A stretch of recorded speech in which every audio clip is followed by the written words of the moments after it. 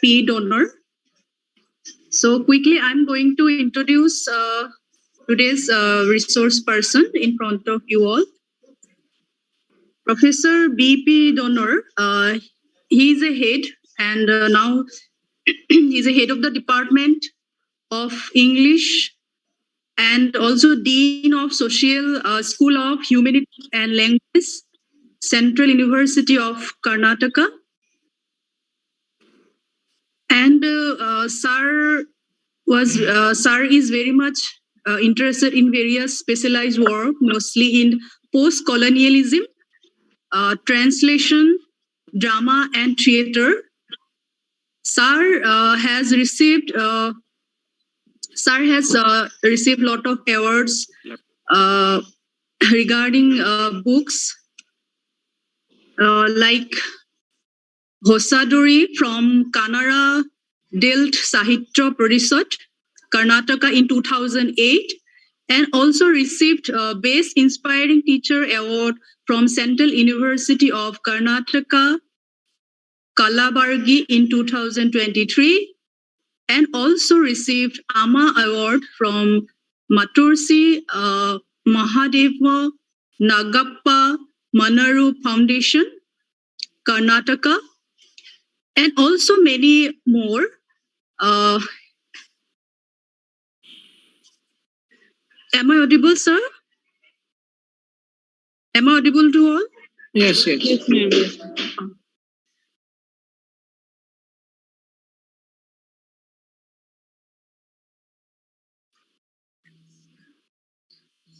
Sir has completed his research work, which was entitled as Folk Theatre of North Karnataka, a cultural study in 1997 and 1998. And also, sir, done a lot of projects like one of the project is collection and translation and analysis of folk plays of Karnataka in the context of globalization in 2012 and 2015. Also, Sir has already involved in a lot of works regarding English literature. And this is all about Sir. And most welcome to this session, FIP 11 under ZNU. And over to you, sir.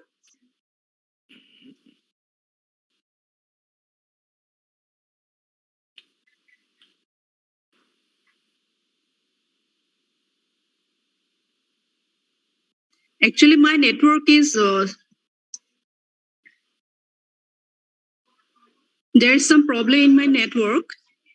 Am I audible? Yes, you're on. Okay. So over to you, sir. You can start your session.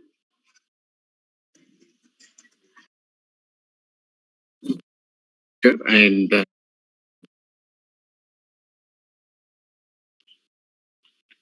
thank you, the coordinator, for speaking nice words about me. I'm sorry I connected 5 minutes late.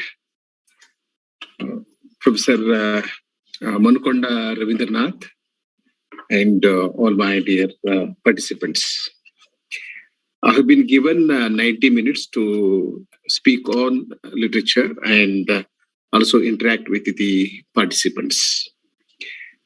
And I was given the freedom to choose the topic of my choice for today's presentation.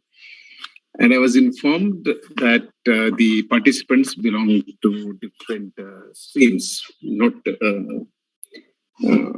merely to the Department of Literature and Language.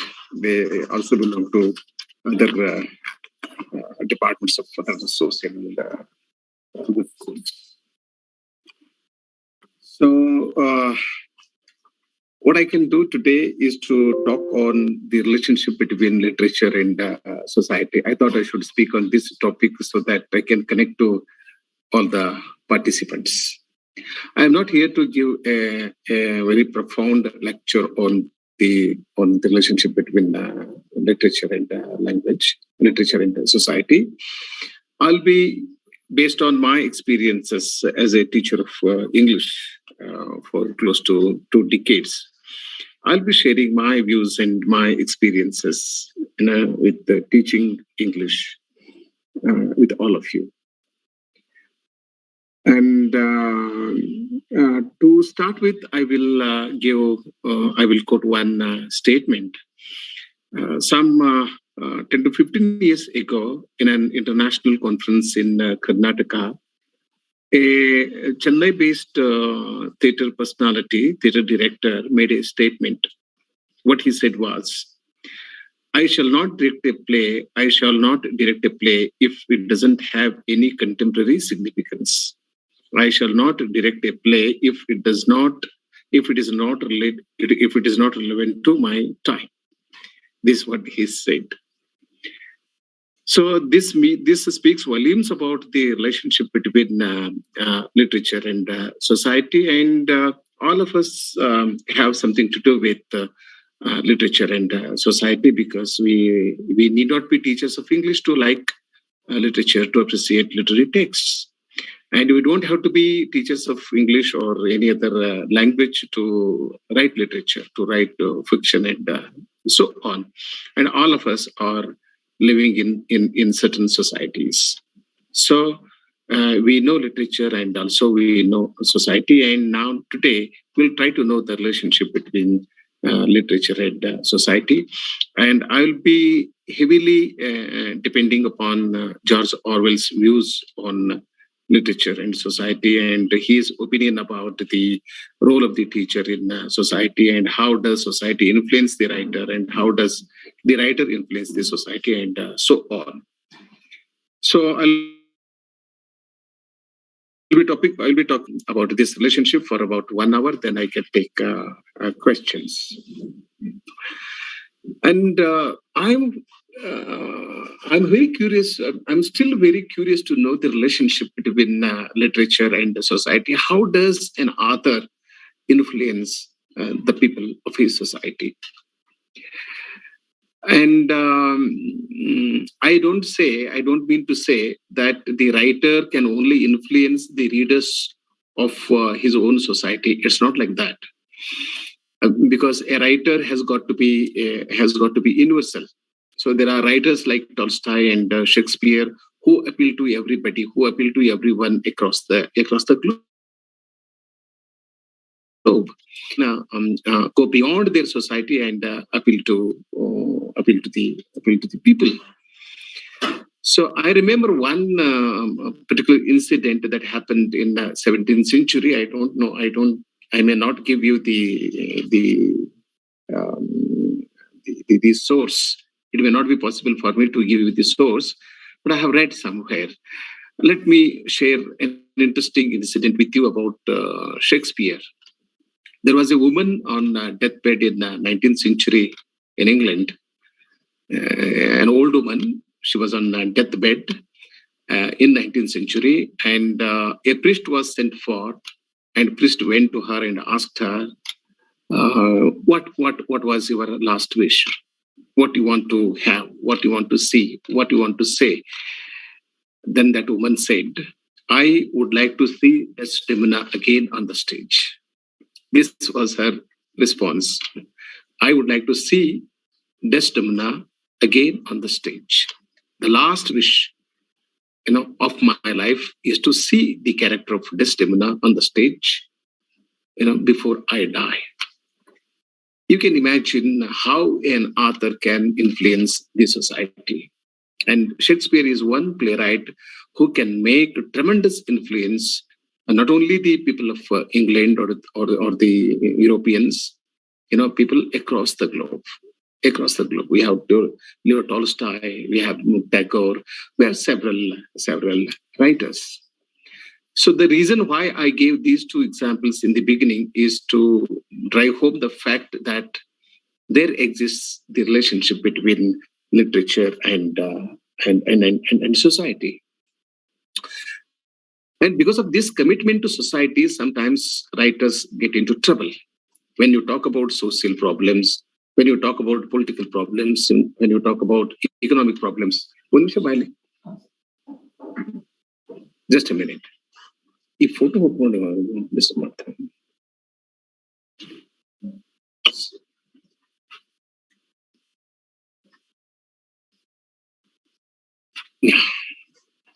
Okay. What I was trying to say to you is that sometimes when an author, when a writer, begins to talk about the social issues, political issues, religious issues, and so on, he will get into trouble. And I can give you several examples from European literature and also from Indian literature. So the relationship, the author's relationship with his society is very crucial, and is very important. But he should know, he should know what to say and what not to say when it comes to politics and religion and so on. I will come back to these issues at a later stage in my presentation. So I was saying that a writer could get into trouble when he, when was talking about politics and the social issues. We all know that William Blake, who was basically a poet, a mystic poet, a wonderful poet, he was also tried for sedition. He was also tried for sedition. The reason why I'm giving this example is, when the writers cross the boundary, when the writers talk about social issues not holistically, and if they are partisan, if they are partial, then they will get into trouble. So a writer should feel his responsibility, and he should know his strength and also his limitation. No society can give an absolute freedom to its citizens to express what they think correct. What I think correct is important. At the same time, what society thinks correct is also important. Okay, so a writer should know his strength, and he should also know the limitation. And when we cross this, then we get into trouble. So, for example, William Blake was tried for sedition, and we know William Wordsworth, P.B. Shelley, and S.T. Coleridge also wrote and distributed political pamphlets. They identified with certain political parties and groups, and they advocated and propagated. So this advocacy, this propagation, can also sometimes land a writer into in big problem. And we all know that Lord Byron, an important British romantic poet, died while fighting in a political war. And Keats, who died at an young age of 26, and so became passionately involved in liberal politics. So take the example of any author from any period, from 16th century till 20th century or 21st century, from any language for that matter, you find the struggle or the subtle relationship that exists between the authors and their societies. So the relationship between a writer and his society moves on two obvious levels. How does the relationship operate? How does the relationship move? According to George Orwell, the relationship between the writer and his society moves on two obvious levels. I'll be discussing the first one. Society both influences and is influenced by its writers is a statement. It's not my statement. It's by George Orwell, one of the finest prose writers of the 20th century, and one of my very favorite writers as well. He says, society both influences and is influenced by its writers.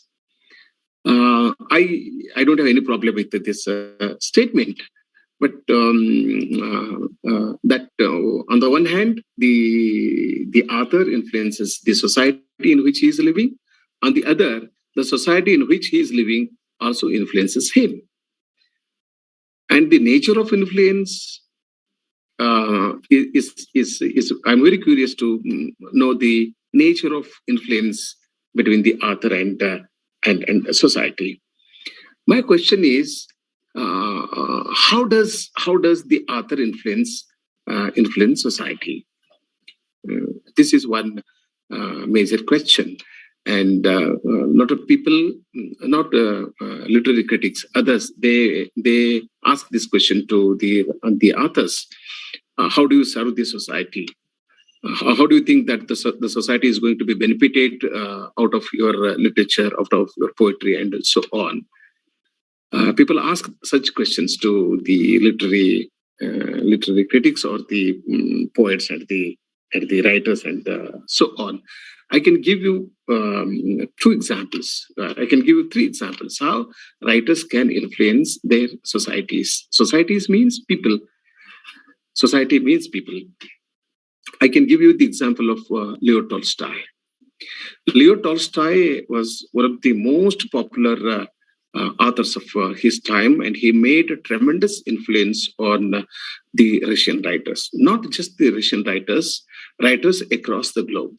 I can give you the names of minimum 20 to 30 major Kannada, modern major Kannada writers who came under the heavy influence of Tolstoy. Tolstoy was a role model to them. Even Tagore also came under the heavy influence of Tolstoy. He did not talk about the influence, And Tagore also looks like Tolstoy, very tall fellow with a long beard and so on. And there are a lot of similarities between the two in terms of literary excellence and in terms of their personal life, okay, good or bad, and in terms of their wealth and so on. So Tolstoy wrote one very famous story. How much land does a man need? I don't have time to tell you the story. You're all not just participants. You must be professors teaching English, and I will not commit the mistake of telling you the story of how much land does a man need. Okay. So at the end of the story, the author, the story writer, Tolstoy, proves or tells us that man does not need 100 acres of land. Man does not need 1,000 acres of land. When he dies, how much land does he need, to bury his body, 3 into 6 like that. That is the message that he conveys at the end of the story. Okay. So we all know that Tolstoy was basically a socialist. He didn't project himself to be a socialist. Okay, unlike many of modern Indian writers. But in some sense, he was a socialist. He doesn't believe in accumulating a lot of wealth. He was a very rich man. He had 2 big estates, and he had a lot of property and so on. But I have one of my teachers said that Tolstoy gave away his land to the farmers before he could write this story. Tolstoy was not a propagandist. He meant what he said and what he wrote, or he tried to practice what he wrote. There was no big difference what he propagated and how he lived. Okay, so what I'm trying to say to you is that Tolstoy did not give up his property, did not distribute all his property among his tenants, but he gave his property, he gave money to the people when asked. He never said no to anybody. That's how he can influence. Now we have a living example in Karnataka, Punit Rajkumar, who died 1 year ago. Every day I tell you, thousands of people visit his samadhi, and on all social media, people talk about him, and they are still crying. I must tell you that a 2-year-old, I could see a 2-year-old or 3-year-old girl, child crying for Punit Rajkumar, and old men and women too. That's how a man with his commitment, with his dedication, with his sense of sacrifice, and so on, can influence tremendously the people of his society. And I can give you the example of major Kannada writer Kuvempu, and also this Latin American writer Neruda. How he people were mad after him. They were mad after him. He was a poet. He was a national poet, and he contested an election. He became an MP, and people wanted him to become the president of Chile, a small country. He refused to become the president. Given an opportunity in India, every author wants to forget prime minister and chief minister. For municipality president also, we are ready to become. But he said no. He said, no, I'm a poet and I will remain as a poet. He became an MP. That's a different story. But he said, if you really respect me, you choose my friend as the president. And his friend was elected president, and he was killed, and it made a huge impact on Neruda. So these are the examples how literature can influence society. And not just in literature which influences society, society also influences the authors. How does society influence the author? And an author or a writer is like any other man, is like any other common man. He's born in a particular society, and he grows up in a particular society, and at the end of the day, he dies in a certain society. Okay, the people with whom he grows up influence him. The people influence him. The institutions influence him. The environment, the climate, the environment, everything makes an impact on the author. So the society shapes the mind and the character of the author. Okay, I don't think that a very calm, quiet society can produce a very violent, extremely problematic people. There is connection. If the society is disturbed, I think people living in the society will also be equally disturbed. It will disturb us. Okay, if you are living in a state, which is free from violence, then you don't become violent in your thought, in your imagination, in your expression, and so on. That's how society influences the author. So the influence of society on its author, Orwell attacks. I'll discuss two important issues. One, art for art's sake. It's a theory. It's a notion. It's not a theory. It's a notion. Art for art's sake means the author, has no definite role to play in society. Okay, I'm an author, and I should produce good poetry. My poetry doesn't have to play any significant role in society. In some sense, this is the negation of the relationship between the author and the society. And George Orwell attacks on the notion of art for art's sake. He says it is artist's total irresponsibility. If I say that art is for art's sake, then Orwell says it is my total irresponsibility.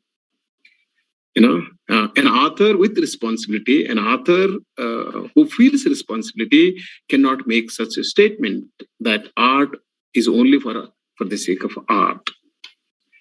And he also doesn't like this pacifism. So about pacifism, he says, pacifism is irresponsible because it represented an impossible attempt to preserve individual purity in a morally chaotic epoch. He makes this statement in the context of Second World War. then you will have to take sides. You will have to take sides. This is what is going on in this country. When you speak, people ask you, do you belong to this or that? I don't have to explain to you what is this and what is that.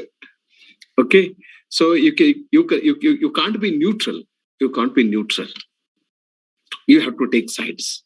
You have to identify yourself with a certain ideology, this ideology or that ideology. Okay, and people, they have their own reasons to like and dislike ideologies.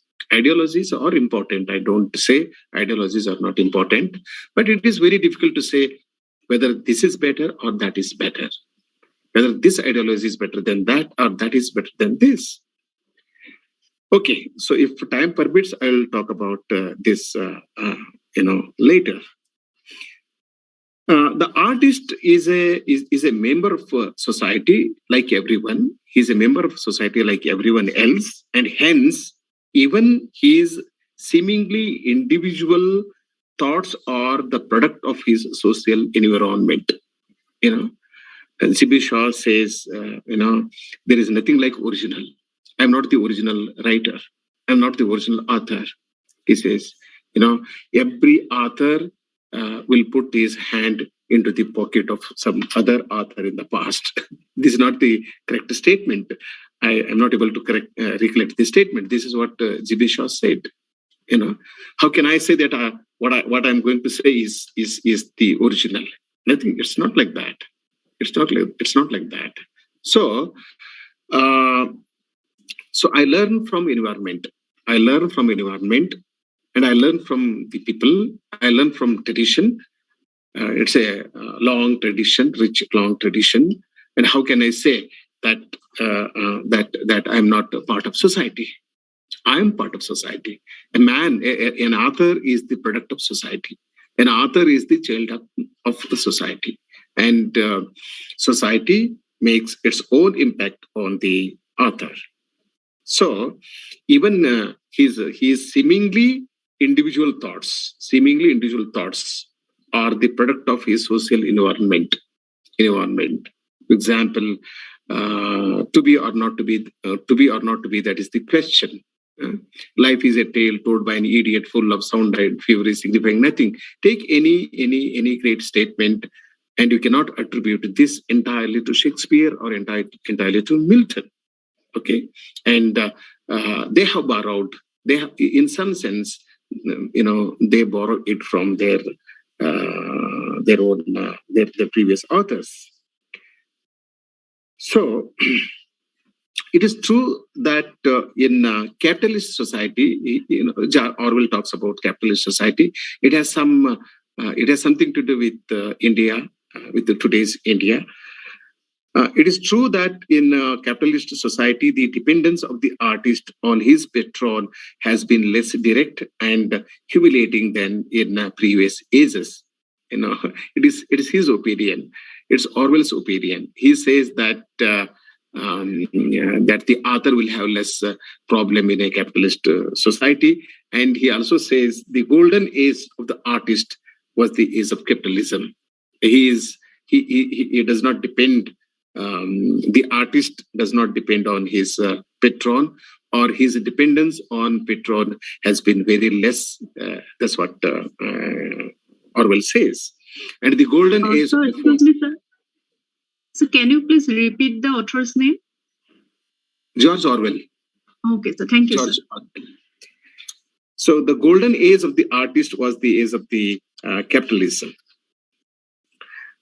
Now, I will ask a question and try to answer this. My question is, why should a writer be indebted to his society? Why should a writer be indebted to his society? My answer to this question, if you differ, you can discuss with me at the end. The writer owes a duty to the society that provides his livelihood and forms his readership. A writer, an author cannot live in an island. He's not an island. He's an integral part of society. And It is the society which provides him the livelihood. And it is the society which forms his readership. If people don't read, then what should he do with his writing? Because people read, he writes. If they stop reading, if they don't read, what will happen? So how can you say that you have nothing to do with society? You earn your livelihood from the society, from your society. And also, your society forms your readership. They are your readers.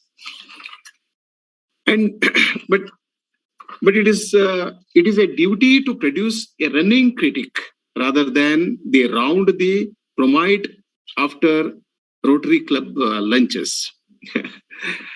So George Orwell is trying to tell us that what is the duty of the author. Okay, all right. There is a relationship between the author and the society, and what he should do. He should produce a running critic rather than to round the bromide after Rotary Club lunches. If you try to please, you just go and attend lunch-on programs and sessions and so on, and make speeches to please others. That is not the job of the author. An author has a greater responsibility to play. An author has a different responsibility to play. He should understand his significance. Because he doesn't speak. He doesn't merely speak. He writes. What he writes is read for or several decades. Okay, he should not try to please the people in power and so on with his writings. Okay, what is expected of an author is an evaluation, is an analysis. He should critically analyze his time. Okay, he should critically evaluate his time and his society.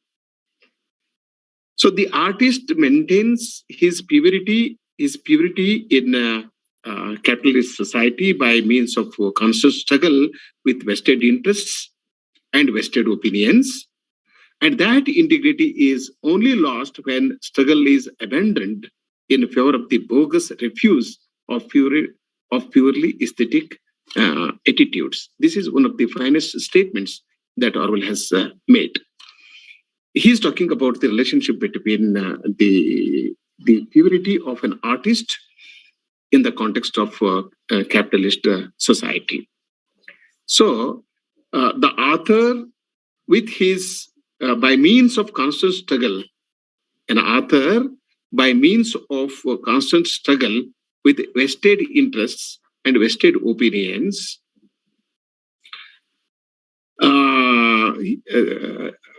that he should interact. He should interact and he should negotiate, and he should debate, accept and reject and so on.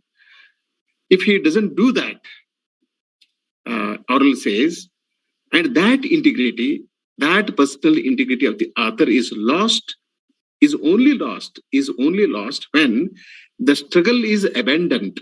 If he gives up this struggle in favor of the bogus refuse of purely aesthetic attitudes, meaning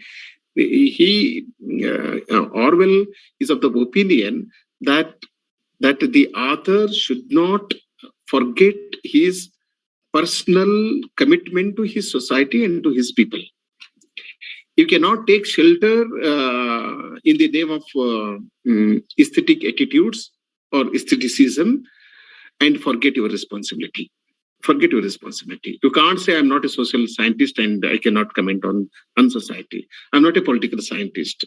So an author is also a social scientist and a political scientist and so on. But he should be looking at the social issues, political issues and so on holistically. And he should not be biased. That's very important. And it's very unfortunate that a lot of writers are biased.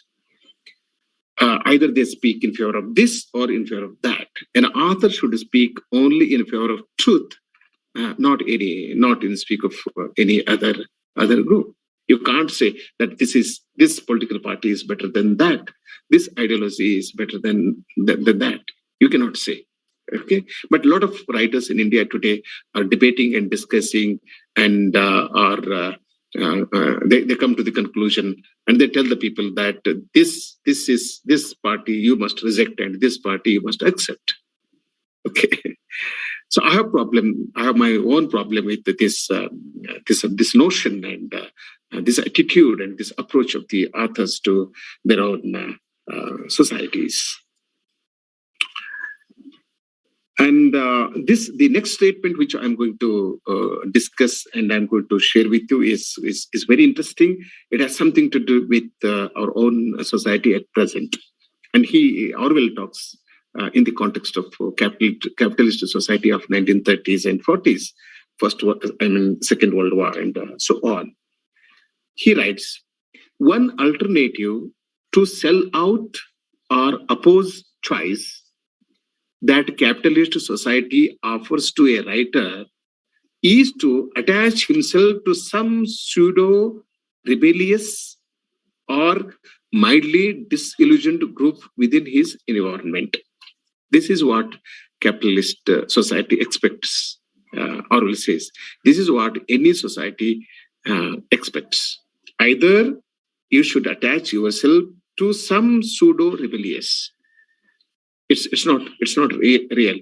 We use very passionate words, very fancy words. Okay, anti, pro, like that. I will not explain everything here.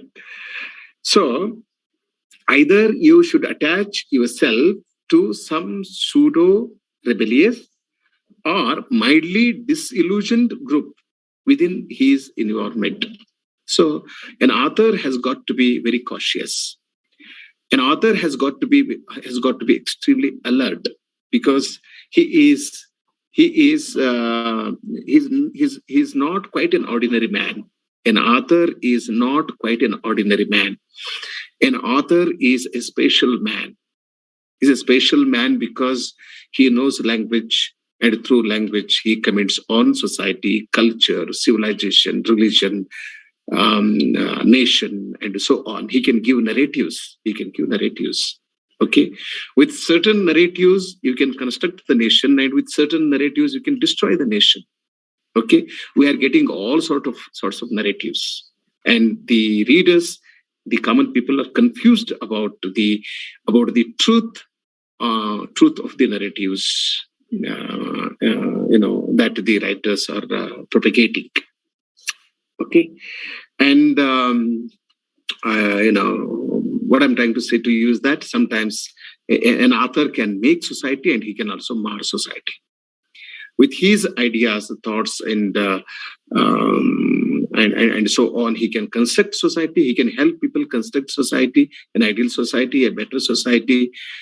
Okay, or he can provoke people to destroy everything, because language can be extremely dangerous, and statements are more dangerous.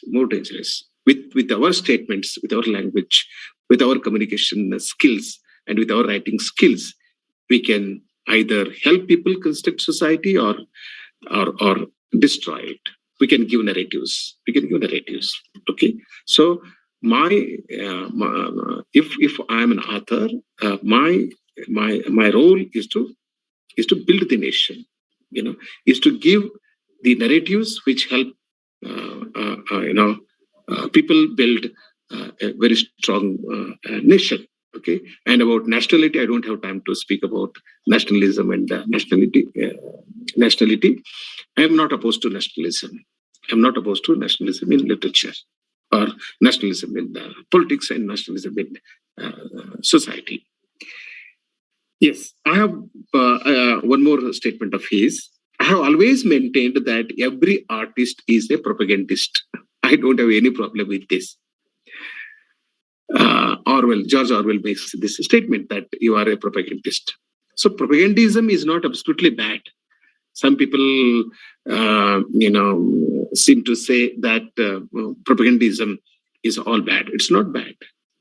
You speak in favor of something. You speak in favor of certain ideology, certain way of life, certain lifestyle, certain thinking pattern, certain thought process, and so on. Okay, in that sense, every author is a propagandist. In the sense that he is trying, what does the author do? In what sense Orwell calls every author a propagandist? Every author is propagandist in the sense that he is trying directly or indirectly to impose a vision of life that seems to him desirable. I have faith in certain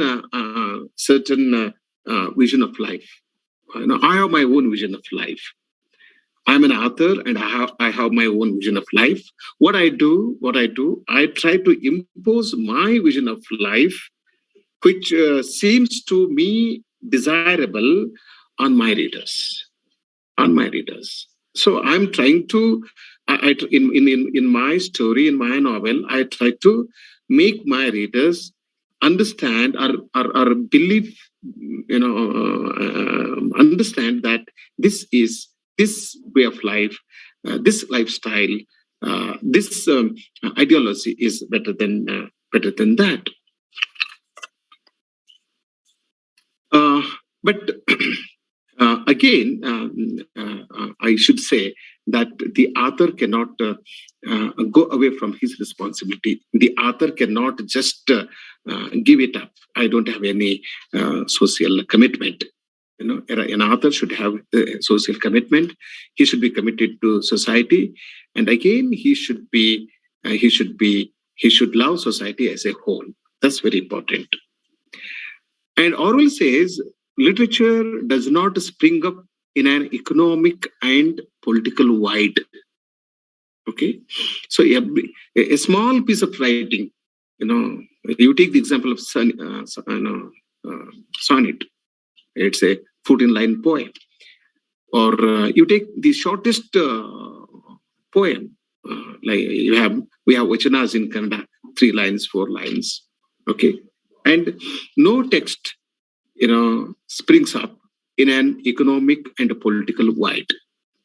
So it is an outcome of the economic and political condition and situation. Every work of art is an outcome of certain economic and political situation.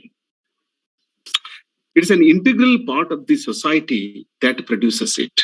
A work of art is an integral part of the society that produces it, which means, there exists a very subtle, relationship between an author and society.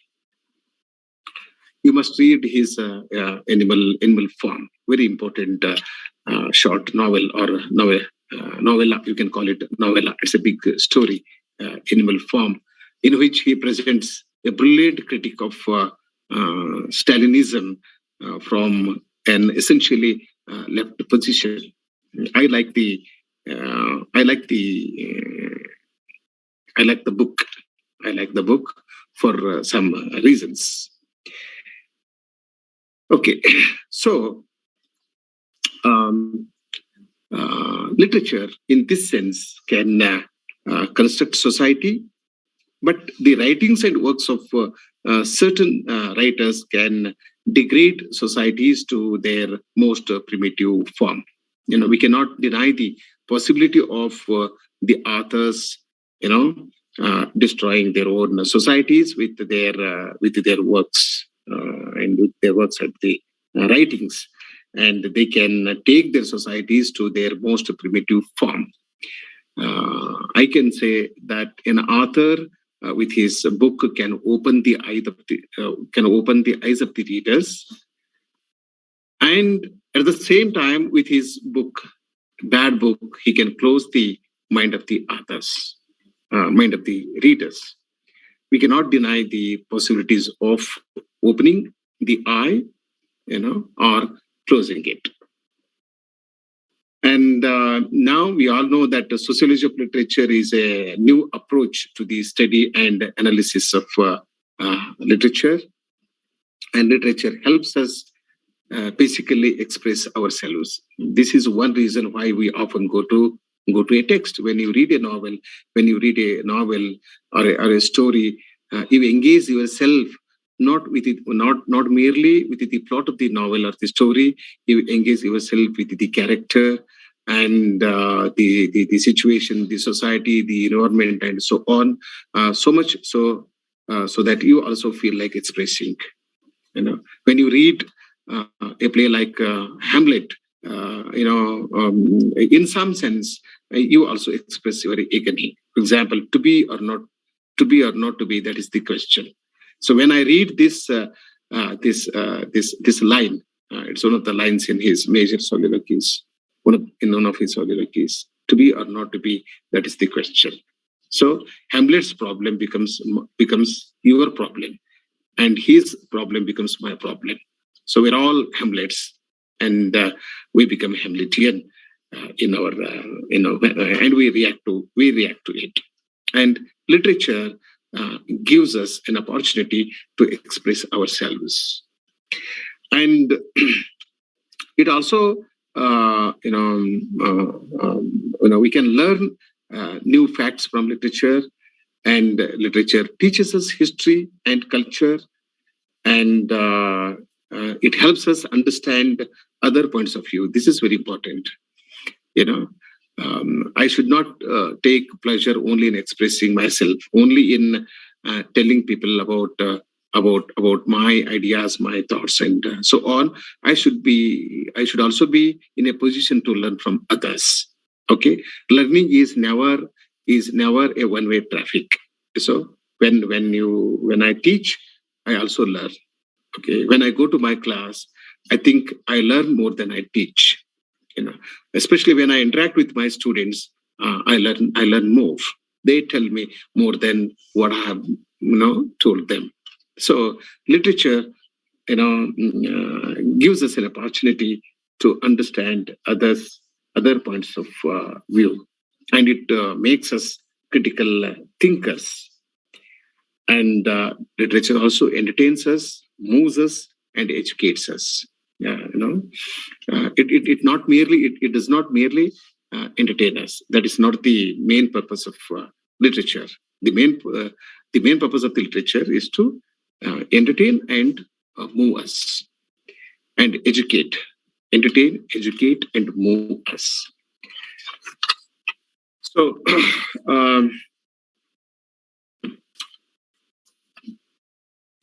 to end my presentation, I'll go back the point from which I started my presentation, that literature influences the society as much as the society influences the authors. And no author can say that he doesn't have to, he has no role to play in society. And what happens in society is not my concern. Nobody can say. He should be concerned with the society, in the sense he should help the people to create a good ambience in society. In G.B. Shaw, I will end my speech with G.B. Shaw's statement. It's not the exact statement. He says, so I inherit a society which is a good society, and when I leave this society, when I die, I should make it better. So when I join an institute, it's a good institute. It's a good institute that I have joined. And when I leave the institute, by the time I leave the institute, it's my duty to make it better. If I don't do that, then it only means that I have not performed my job. I have not done my job. So with these scattered remarks of mine on the relationship between literature and society, I stop. I call it a day. I can take questions. Thank you.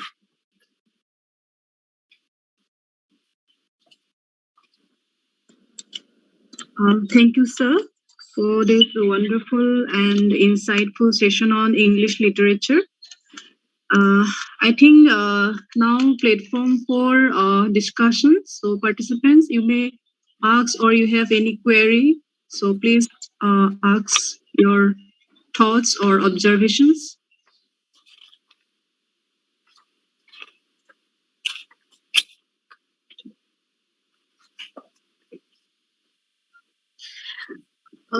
Yeah. After sir, this is Dr. Suman Singh. Sir, thank you very much for outlining the relationship between literature and society in the light of George Orwell's work. Sir,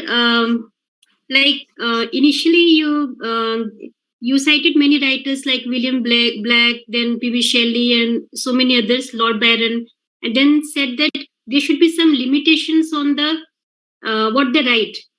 And then again, you said that that author is an integral part of society, and he should critically evaluate his time in a holistic manner.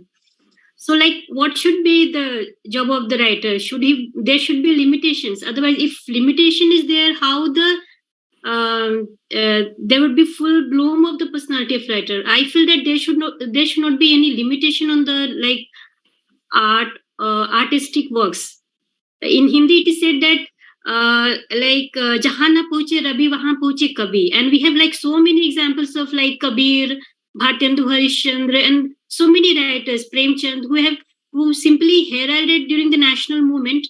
They played such a like very important role in the national awakening and all this. So like what should be the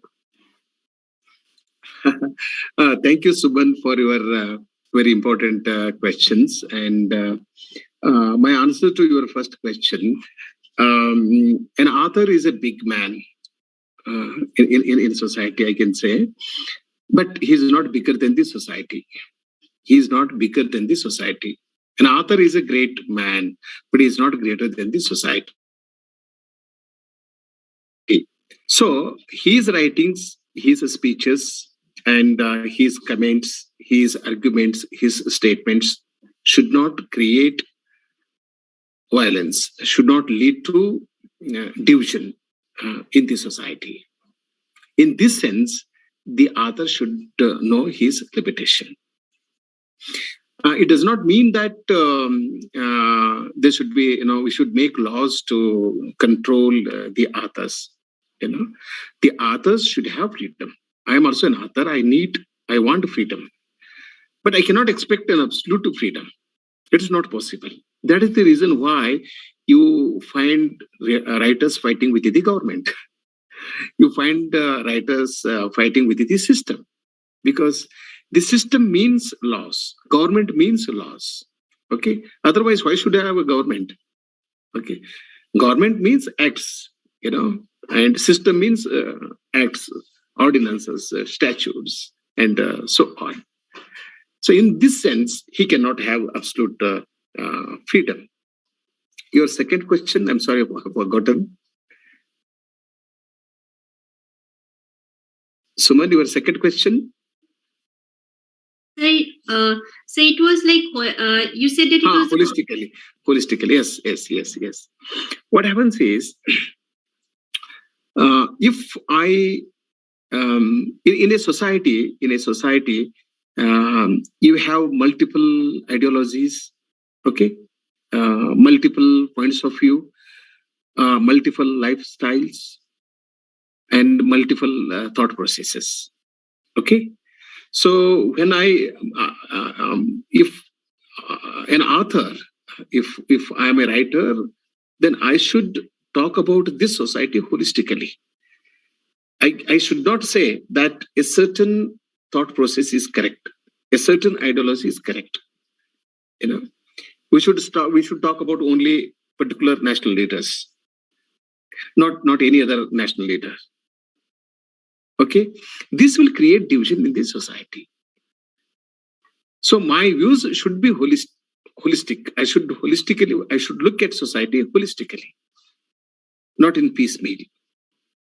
Okay, I cannot divide society into several parts and choose one, like one. Have I answered your question, Dr. Suman?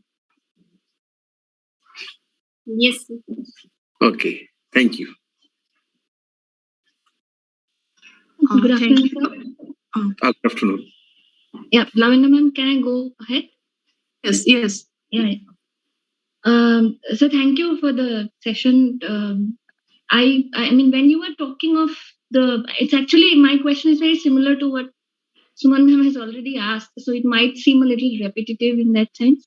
So when you talked of the role of the author in society, and you talked of the role being either constructive or destructive in that sense, and you also gave examples of texts which, let's say, did not adhere to the society at a particular point in time. For example, you gave examples of Blake, I think, I mean, who was guilty of sedition. So again, I mean, I want to cite example of Mark Twain, who wrote Adventures of Huckleberry Finn, which portrays slavery in United States of America, and it created such a chaos when it was published. It was banned for a few years in the American society. However, in posterity, that is now, and I'm sure and very hopeful that even in the future, Twain's Huckleberry Finn will be considered one of the greatest texts, I think, which had talked about such a pertinent issue in society. So, and again, if I also take, like, let's say, a hypothetical example of a writer maybe who writes about female sex slaves in a society, and these female sex slaves who are mostly, let's say, exploited by forces in power in that particular society at a given point in time. Now, if a writer writes about these female sex slaves, would the writer become a constructive writer or a destructive writer? How can he become destructive writer when he talks about this very important social problem and social issue? But what if this piece of text, let's say, triggers movement or violence, as you put? See, this is an interesting question and very interesting observation. I don't mean to say that a text of this kind, we should not welcome a text of this kind because it leads to some kind of violence, right? And movement, protest, and so on. Now, you can protest for the right reason, and you can also protest for the wrong reason. An author should not provoke the people to protest for wrong reasons.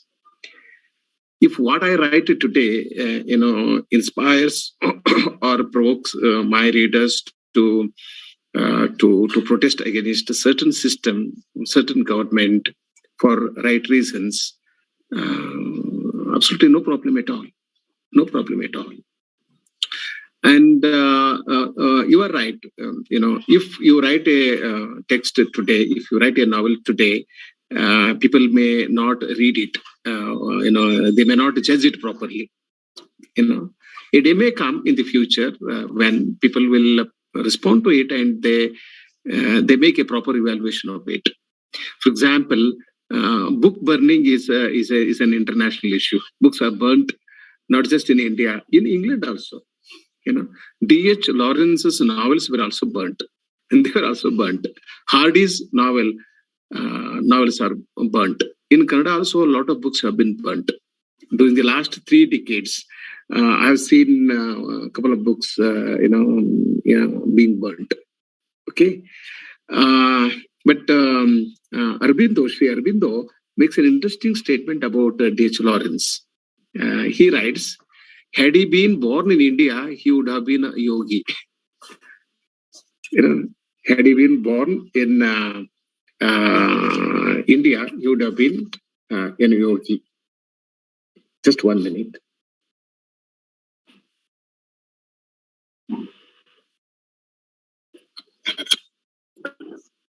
Yes. So it's quite possible.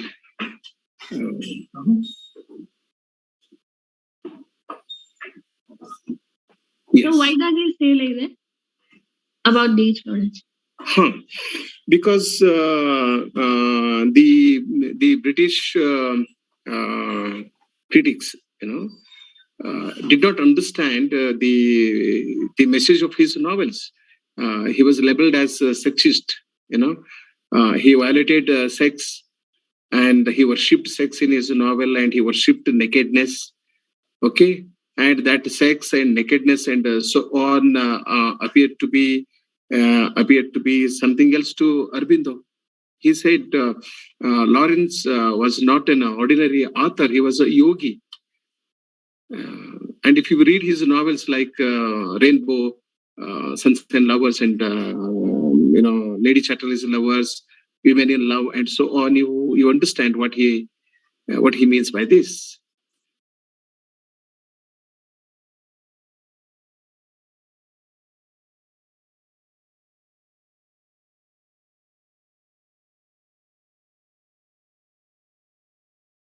My question is similar. I think the participant already asked. You can ask a different question. No. I'm not going to discuss about the foreign authors. I'm just giving simple example about Mahatma Gandhi's talk about Hind Swaraj. Okay, and the second thing about the very good book about Annihilation of the Caste by Basavaraj Donur. And you know that these both authors I'm talking about, they are like a pathway for the society. And you know very well, sir, what is happening during the independence time. So my point is here, my question is here, the author is not a society, but maybe they could become a pathwaker. Am I right or wrong? You're right. And Hind Swaraj is an important text, very important text. And it is first post-colonial. Mahatma Gandhi is the first post-colonial thinker of India. So also Dr. B.R. Ambedkar. You mentioned his very important text in relation of caste. Okay, they are the authors of different kind. Mahatma Gandhi, and Ambedkar are the writers of different kind. Very important people. We should read them, and we should try to understand the essence of what they have written and what they have advocated. And Gandhi makes lots of extremely beautiful observations in Hind Swaraj. It's a small but very important, text. Very important text. And these texts will definitely help people understand certain realities and help people overcome certain problems and create a very beautiful society. That is the main concern of Gandhi and Ambedkar. They never tried to provoke others. No? They never did it. That was not their job at all. And they only drew our attention to certain social, political, religious problems and issues, and gave us a lot of clarity about certain issues. This is how I look at both the authors. Thank you, sir. Sir, I am audible? Yeah, you're audible. My question is... You are Preeti Tripathi? Yeah. Yes, madam. Yes, sir. Yes, I am. My question is, can you throw some more light from your point of view on the controversy of art for art or art for life? Okay. Art for art's sake and art for life's sake.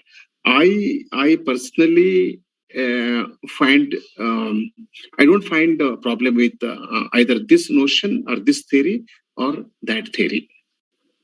Okay, and I sincerely believe that an author has to produce a work of art first of all. Okay, he need not. He is not a social scientist. For example, I am an author, and when I write a poem, I should write a poem. That's all. Okay, and I'm not the right person to talk about the society because I'm not an authority. For example, I write a poem on music. If I write a poem on music, will it be very authentic? Why should people read my poem to know about music? They can read one good book on or about music and understand music better. So they don't read my poem to understand music. They read my poem to feel the essence of poem. Okay?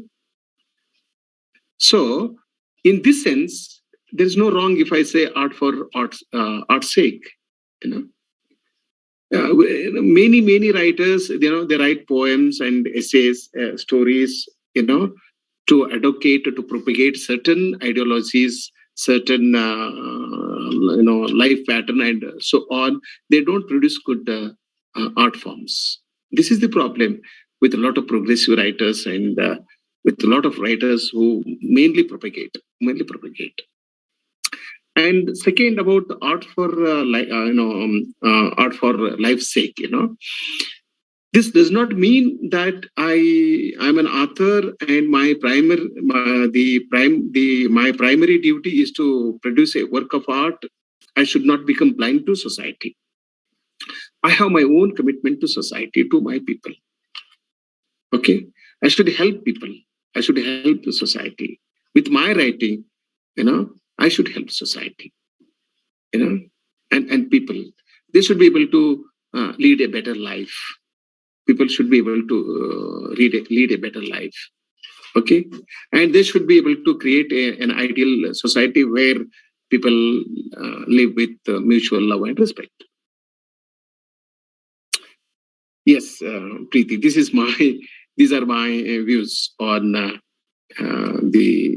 these two very important theories for which critics have fought for a long time. Okay, sir. Thank you. Thank you. Any other participant?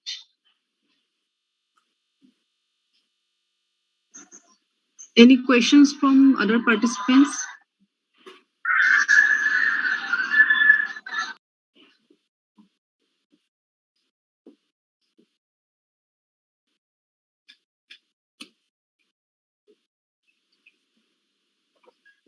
Any questions from the participants?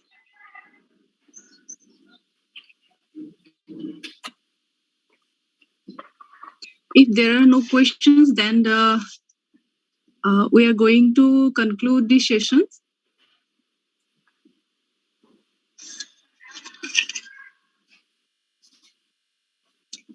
At the end, in the conclusion, I would like to convey my heartfelt gratitude to our resource person and donor, sir. You have already enlightened us with a beautiful and wonderful session with literature and